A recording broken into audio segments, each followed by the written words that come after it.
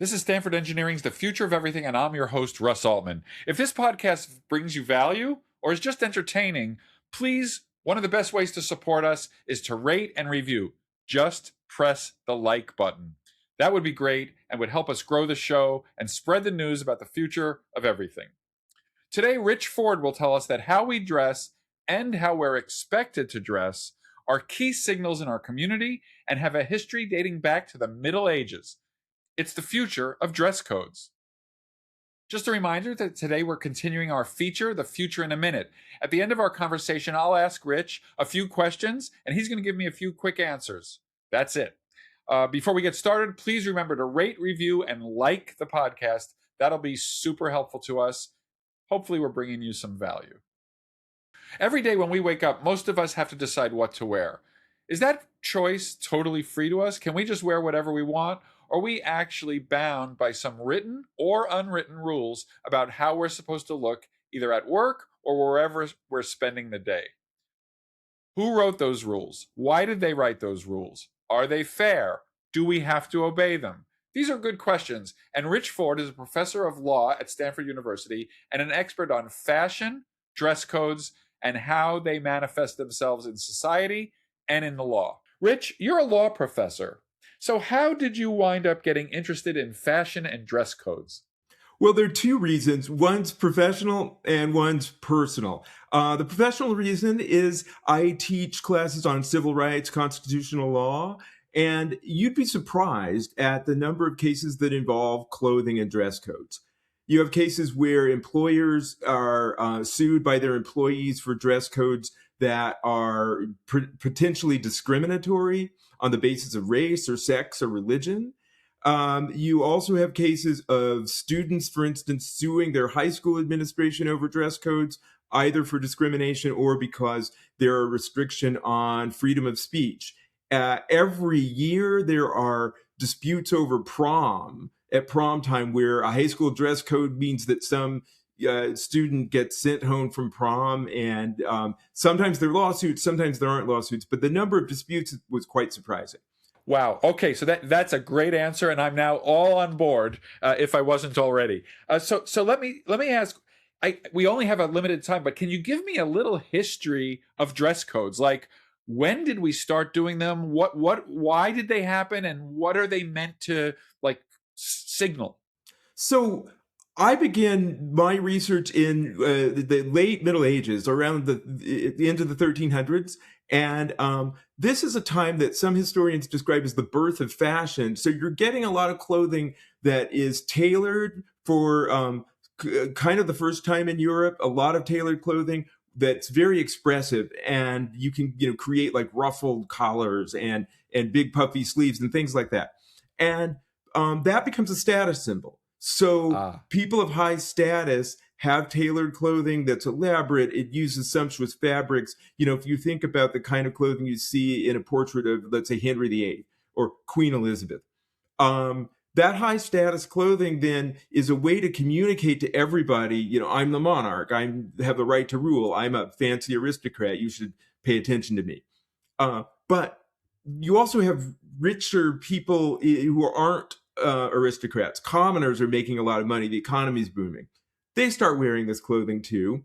And it's a problem for the social order because now you can't tell who's the aristocrat and who's just a commoner who made a lot of money. So they pass laws.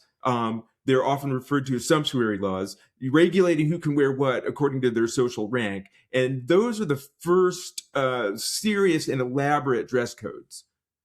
Really interesting. So I was going to ask if these dress codes tend to be formalized as you just described, or I'm guessing there was also informal aspects of dress codes where it wasn't legislated, but people knew what they were kind of supposed to, I'm using scare quotes, supposed to wear. And I know you've looked at the differences and similarities between those two kind of sources of pressure on people.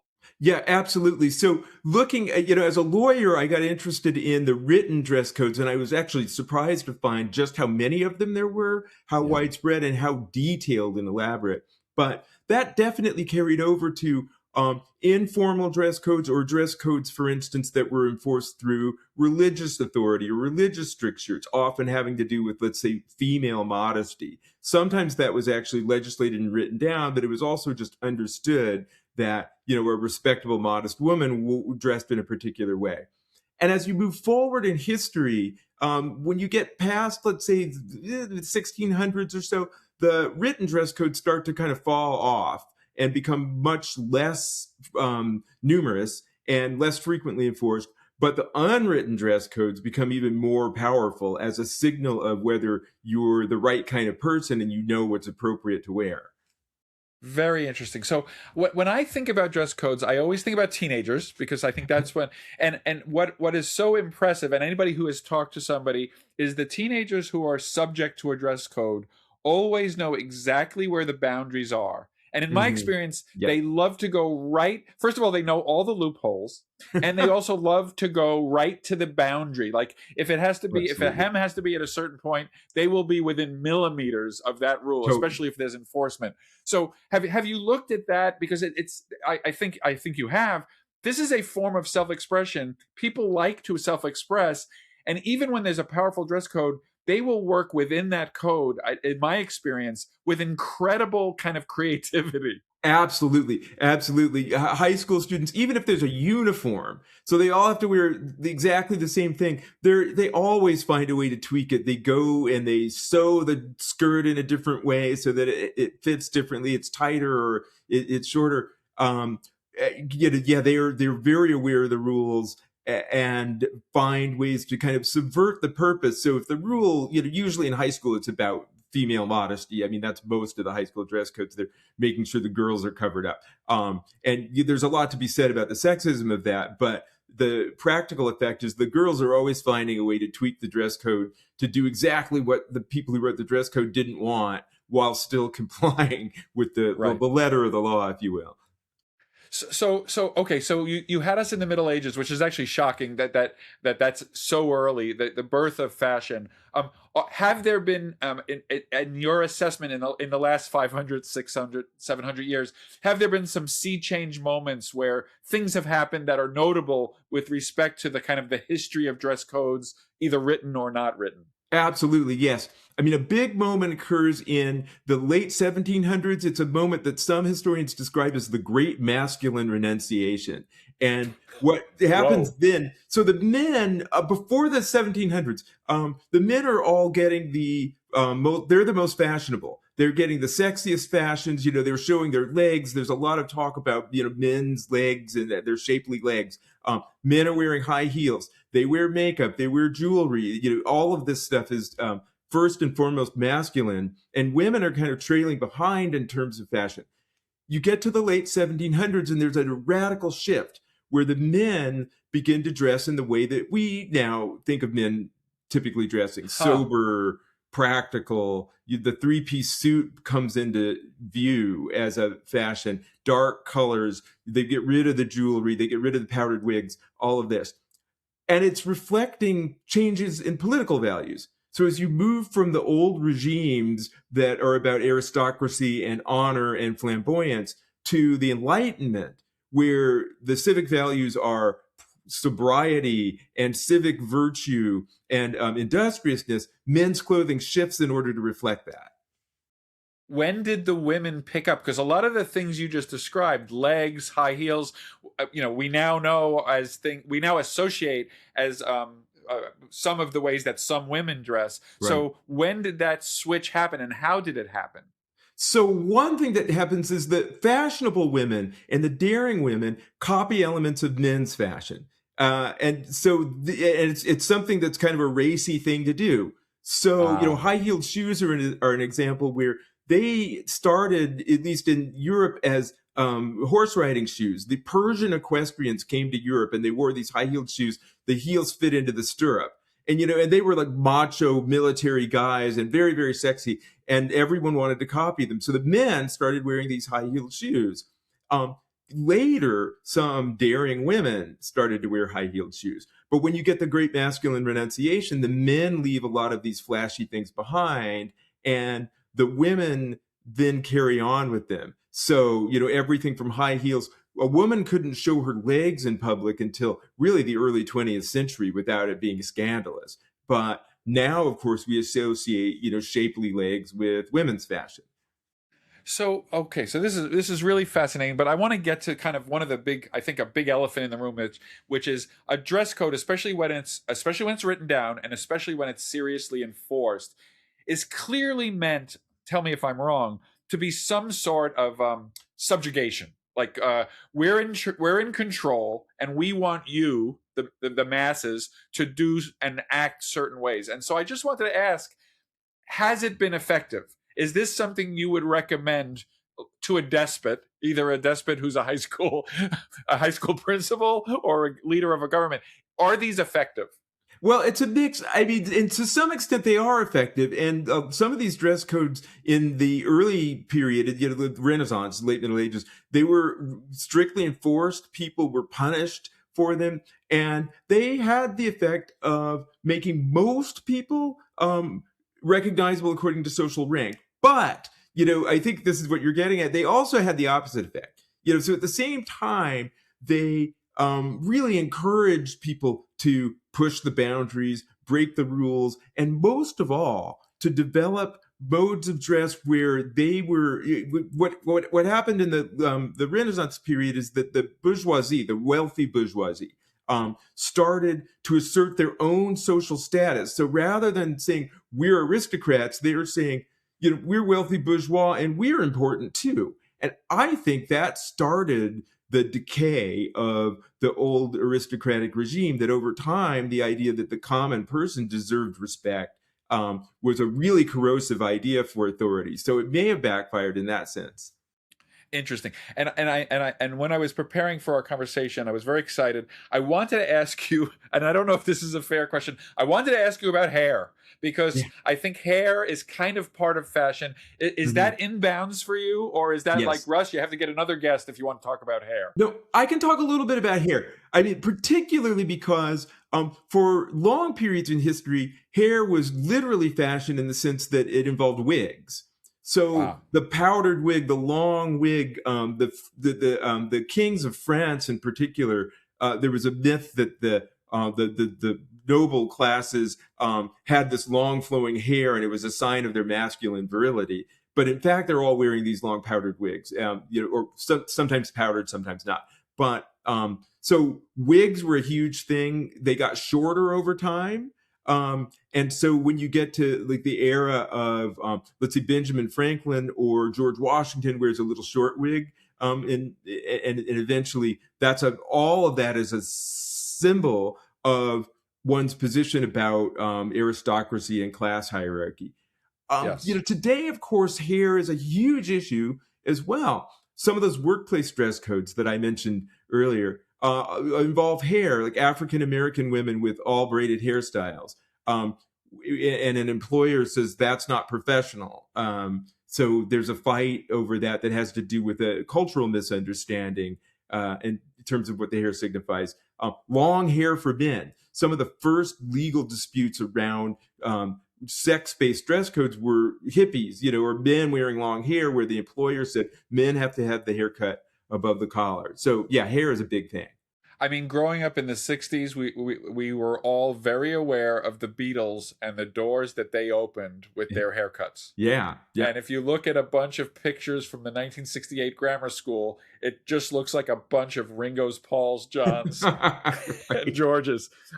You mentioned a braided hair, and you have written about civil rights and dress codes. Yeah. And there's interesting stories that I want to get to. Obviously, even thinking about hair, the afro was a statement in the 60s. And so what can you tell us about civil rights and dress code and the tensions and maybe the progress that was made because of these issues? Yes, well, the mid-century, mid-20th century civil rights movement, lunch counter sit-ins and things like that, it basically had a dress code. If you look at the pictures, people are in their Sunday best. The men are wearing suits and ties. The women are wearing skirts and nylons and heels. And from today's perspective, you'd think they're going to be running away from, racist mobs or have the fire hose. Why would they wear, this type of clothing? but it really was a statement and a demand for respect. We deserve the respect that this clothing signifies, and wearing that clothing is a confrontation for the white supremacist power structure. But it was really clear that people were expected to dress in this way.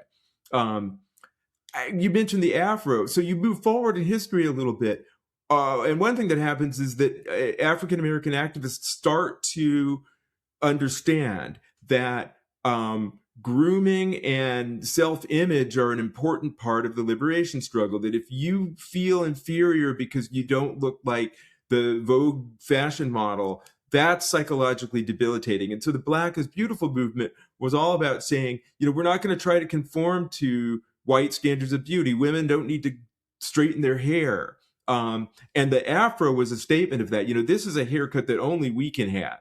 Most white people can't do it, and it looks great, and we're proud of it. And I'm sure there were cases in the legal system about this forever around that time, because it would have been a way to fight a battle about this.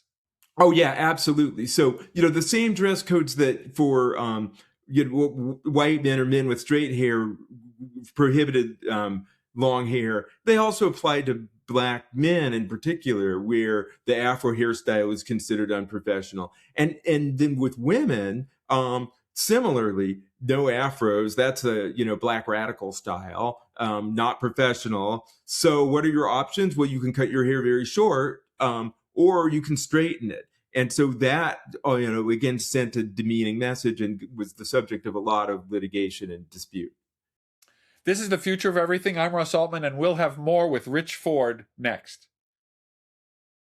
Welcome back to The Future of Everything. I'm Russ Altman, and I'm speaking with Rich Ford from Stanford University. In the first segment, we got the basics of dress codes, both written and unwritten. In this segment, we're going to ask Rich, first of all, what was the second reason he got into this field? But also, what about issues of gender? And what about issues of reverse snobbery? What's the future of fashion and dress codes look like? Don't forget, at the end of the episode, I will ask Rich a few rapid-fire questions. He'll give us some answers, and that will be the future in a minute. So, Rich, I was thinking, I think at the beginning of our conversation, you said there were two reasons, and we went really deep into the first reason about why you were attracted to this topic. I want to give you a chance to tell us what the second reason was. That's right. I dropped the second reason. So the second reason's personal. My father was a very fashionable, snappy dresser. I guess you wouldn't have said fashionable, but he dressed very well. He cared about his appearance. I noticed this as a kid. And one of the things that I started to notice was that, one, he did it because it was, fun and enjoyable. But there was a serious reason, which was, he was the first African American in many of the professional environments that he operated in. He started as a college administrator in the early 1970s, and dressing well was a sign of self-respect and a way of commanding respect from others. And I could see that growing up. And so it made me understand that clothing and attire are important. They're not trivial and they're not superficial. Was this always unwritten and unstated, or did you and your dad actually have discussions about this?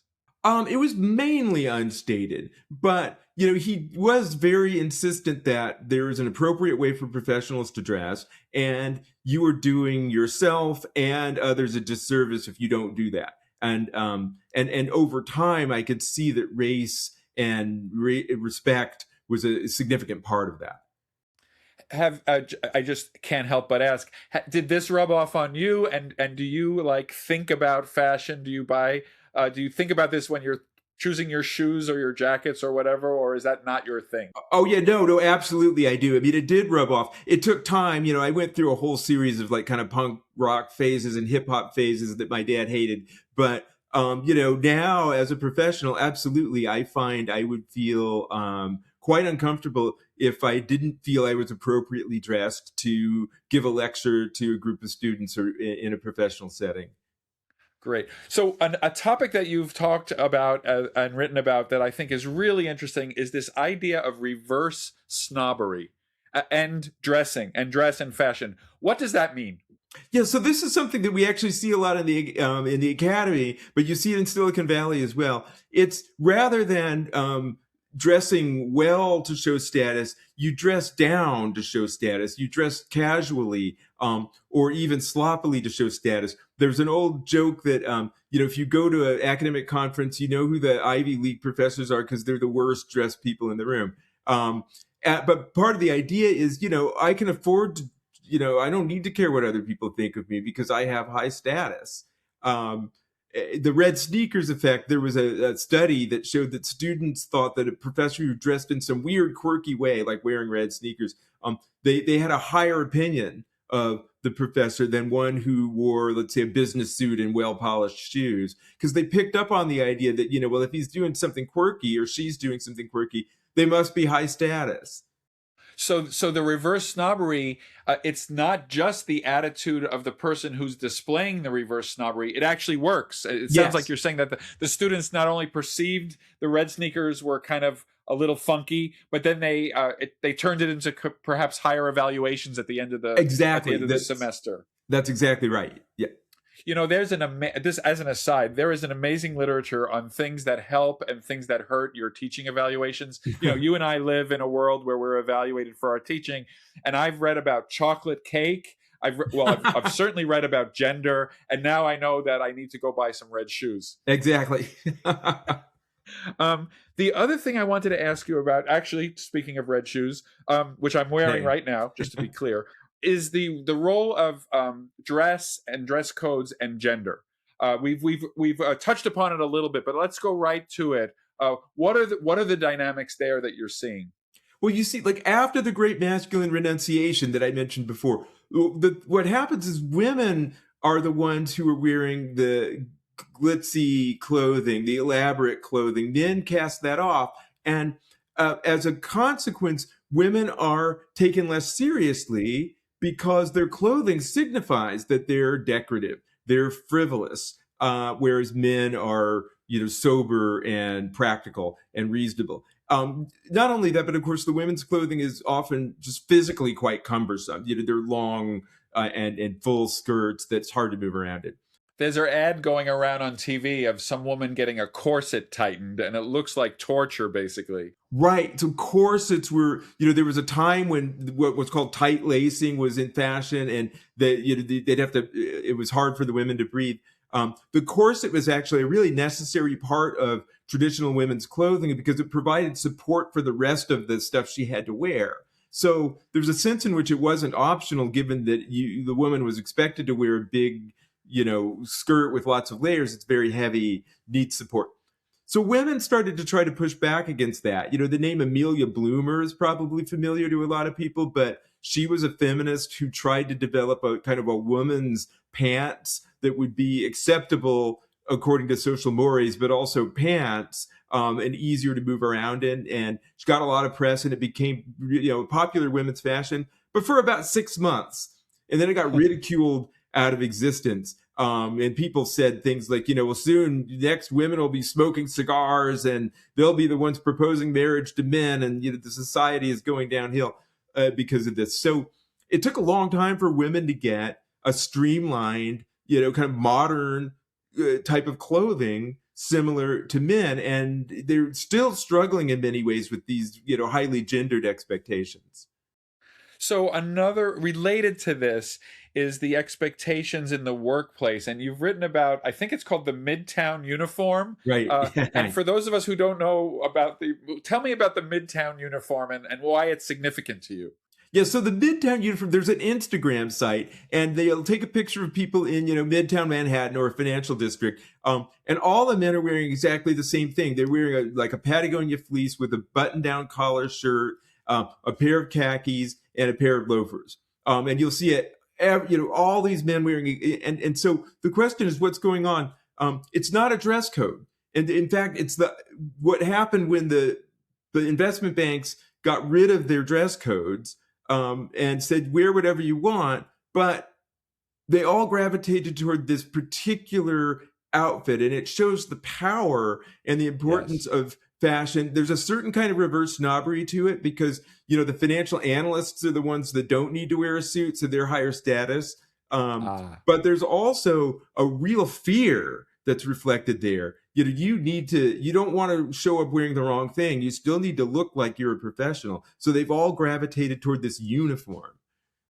So speaking of uniforms, in order to make our conversation complete, I did want to address, I think, an important issue, which is I know people who go to school, grammar school, little kids who wear uniforms, and it's a good thing, arguably, because these are people who might be very poor, and so now they have Yeah. two or three outfits that they can wear every day. They can rotate them in the wash and everything, and so in some ways, this takes pressure off the kid from having to spend the money that perhaps their family doesn't have to kind of show their status, show their ability to. So there is this sense that sometimes the uniforms can be like an oasis of safety where you don't have to put in effort. I don't know if that also might be an argument in the military, but certainly for grammar school. So I was wondering if you've looked at that and how that comes out in your assessment of the pros and cons of these different things. Yeah, I think that's a real phenomenon, and sometimes it works quite well. That you take the pressure off. It has a socially leveling effect, and uniforms in general are designed to have a leveling effect. I mean, it's one of their primary functions is that everyone is of equal status with the uniform. It's in the name, uniform. Yeah, exactly, and so that can be a very positive thing. It's a tricky balance with young people because they need to express themselves as well Yeah. as individuals, but there's real value in getting rid of some of the status competition around clothing. So I wouldn't say, I'm not against dress codes. I'm a scholar of dress codes, but sometimes they serve an important purpose. That's great. And so in the final few seconds, I just want to ask you, where do you see this all going? Is this just how humans are? And it's like, just get used to it, everybody. This is never going to go away. Or do you see things that are happening in our world that make you think that it might change?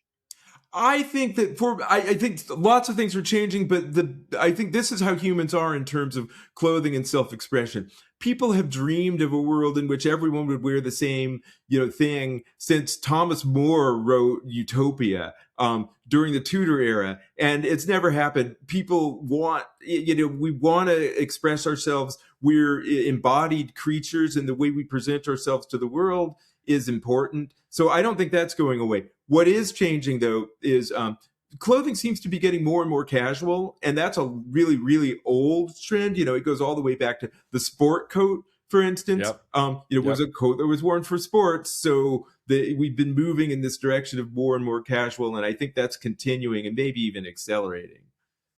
That's great. And thank you so much. But before we end our conversation, I wanted to move to our The Future in a Minute segment. And I just wanted to first ask you if you're ready to go. Yeah, I'm ready.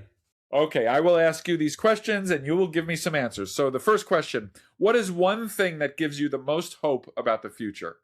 Young people, my kids, my students, they are smarter, they're more kind, and more responsible than my generation certainly was. And so that gives me hope. What's one thing you want people to walk away from this episode remembering?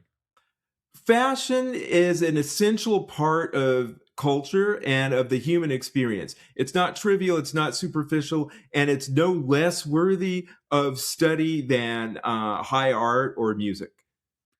Aside from money, what is the one thing you need to succeed in your research? Time. If all goes well, what does the future look like? If all goes well, the future looks more ecologically sustainable, more egalitarian, more democratic. And if you were starting over again and you needed to get your certification or your degree in a different discipline, what would that be? It would either be history or I'd study tailoring. Thanks to Rich Ford. That was the future of dress codes. Thank you very much for listening to this episode. Don't forget about our back catalog. It's getting bigger and bigger, and it's filled with good stuff. Go ahead and take a listen, especially if you have some free time and an interest about the future. I want to remind you, please, to share the show with your friends, neighbors, relatives, anybody who you think may enjoy it. We are very grateful for you listening, and we appreciate your support very much. Share it with those you love or even just like a little. You can connect with me on many social media platforms where I'm at Russ B. Altman or at RB Altman. That includes LinkedIn, Threads, Mastodon, and Blue Sky. You can follow the Stanford School of Engineering at Stanford School of Engineering, or more briefly, at Stanford ENG.